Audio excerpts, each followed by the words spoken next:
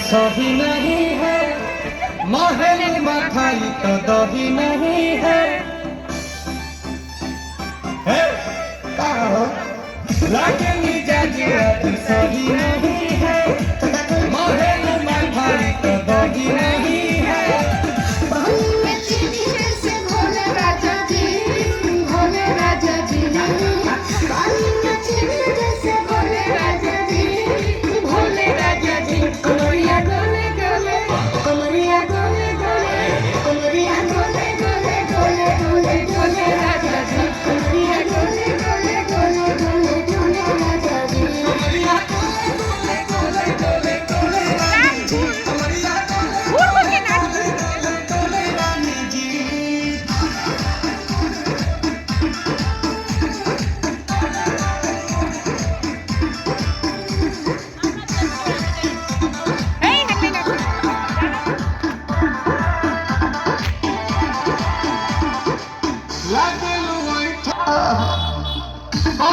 झूठे की जाला हो खेला हमारा कसम।